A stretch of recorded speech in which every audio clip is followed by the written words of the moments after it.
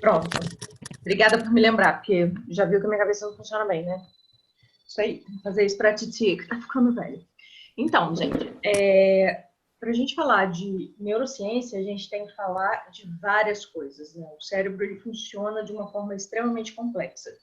E até pouco tempo atrás, a gente achava que só os neurônios eram responsáveis por todo o funcionamento cerebral.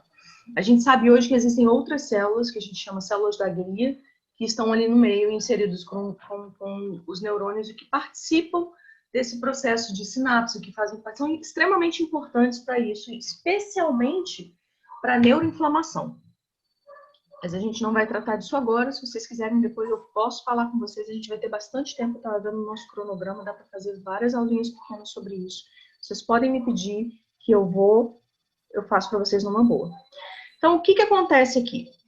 No neurônio, a gente tem uma proteína chamada proteína precursora amiloide, que é essa proteína que está bem aqui, inserida na membrana do neurônio. Estão vendo aqui a membrana? Então, aqui, ó, eu tenho uma mitocôndria lá dentro, aqui eu tenho um núcleo, está extremamente apagadinho aqui, mas ele está aqui, aí eu tenho um retículo endoplasmático que se liga com Golgi, etc e tal. Tá tudo ok? E aí eu tenho a membrana externa, membrana da mitocôndria, ó. Perdão, eu tenho a membrana citoplasmática do neurônio, e nessa membrana eu tenho uma proteína chamada proteína precursora amiloide. Essa proteína, ela é clivada por uma proteína chamada gama-secretase.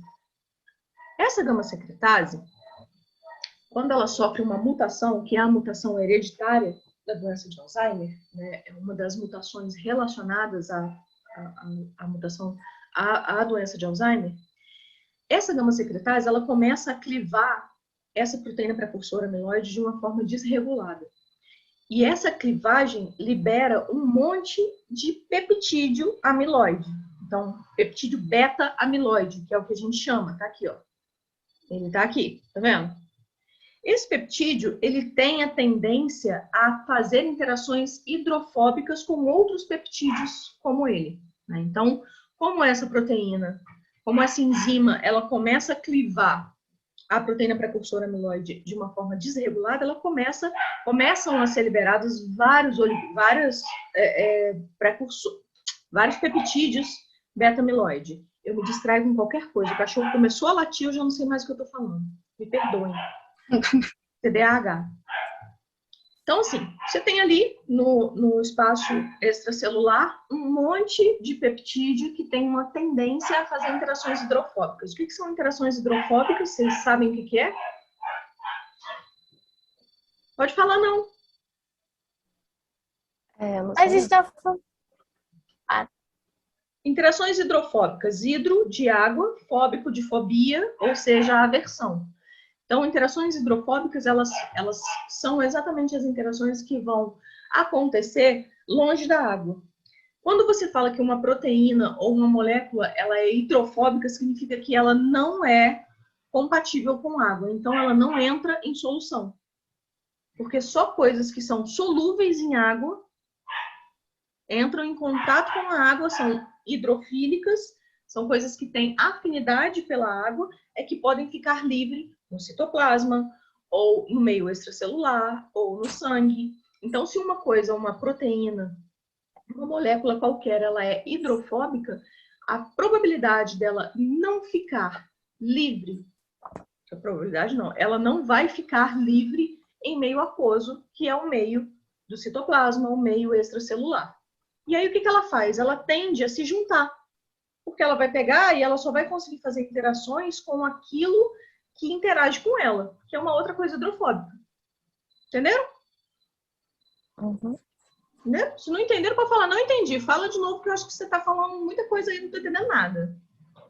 Então, assim, esse peptídeo, ele é hidrofóbico e ele tende a ficar longe da água. Por que ele tende a ficar longe da água? Ele vai encontrar com outros peptídeos que são hidrofóbicos. Eles têm uma tendência a se reunir, a se juntar, e quando eles fazem isso, eles se transformam em oligômeros. Nada mais é do que oligo significa muito, né? No geral, assim.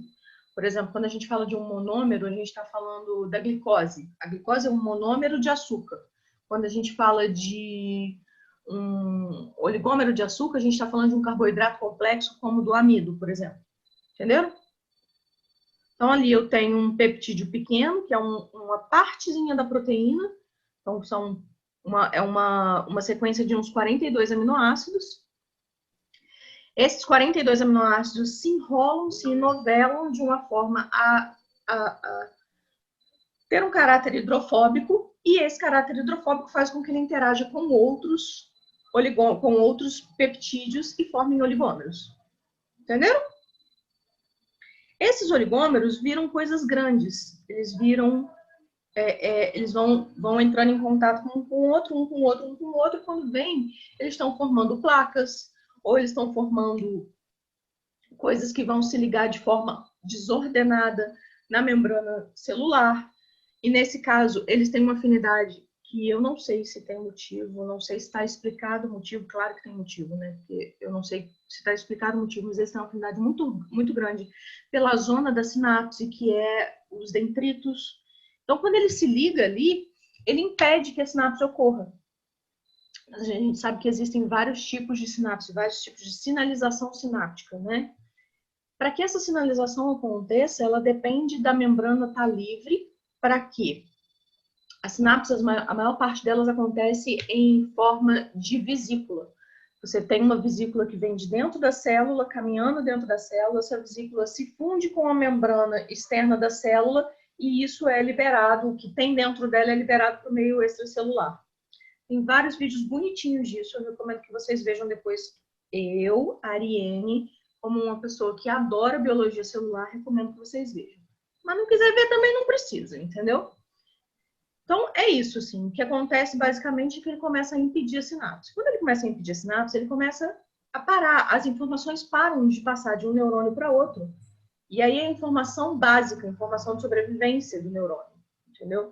Coisa que a gente precisa quando a gente está em situação de estresse, coisa que a gente precisa quando a gente precisa dormir, que precisa passar de um neurônio para outro para que o cérebro todo seja irrigado de informação e a gente consiga fazer as coisas de uma forma não débil, não retardatária, sabe? Sem déficit. E aí, quando a sinapse está impedida, a gente tem perda de memória, a gente tem morte neuronal. E o estresse oxidativo, ele começa bem antes, né? Eu coloquei ele aqui, mas ele começa bem antes, a gente não sabe em que momento exato. E existe uma outra proteína que está muito relacionada à doença de Alzheimer, que ela chama Tau, T-A-U. Essa proteína é uma proteína que fica ligada ao citoesqueleto. Vocês sabem o que é citoesqueleto? Uhum. Todo mundo lembra? O citoesqueleto, filamentos de citoesqueleto? Actina, tubulina. Então, assim, você tem um filamento de uma proteína que vai ser uma proteína mais rígida ou mais maleável, depende do que tem ali naquele citoesqueleto, do que tem naquele filamento, se é actina só, se é só tubulina, se é uma mistura dos dois, tem um outro terceiro filamento. E essa proteína tal, ela é essencial para que aqueles filamentos sejam... Nossa, meu Deus, vai passar o caminhão do ovo aqui agora. Espero que ele não pare. Então, a proteína tal, ela é importante para que exista estabilidade nesses filamentos do citoesqueleto. Quando a gente tem uma hiperfosforilação de tal, o que significa hiperfosforilação? Olha que palavra mais surreal, né? Muito grande, muito difícil. Ai, foi embora o nome do ovo, graças a Deus. Hiperfosforilação significa que, primeiro, essa proteína ela pode ser fosforilada em algum aminoácido dela. Ela ser fosforilada significa que alguma enzima vai lá e coloca um grupamento fósforo. Um grupamento com fósforo. Tem algumas palavras que eu não vou me lembrar, gente, mas assim, eu tô aqui olhando nas Wikipédia da vida, porque eu realmente tenho uma memória muito ruim. Eu acho que essa pandemia só piorou ela. Mas enfim, o que nada mais é do que uma enzima colocar um grupamento fósforo ligado em algum resíduo de aminoácido dessa proteína. Então, várias proteínas, a atividade de várias proteínas, ela é regulada por fosforilação. Quando essa proteína tal específica, ela é fosforilada demais, ou seja, ela é hiperfosforilada, ela causa uma instabilidade nesses filamentos de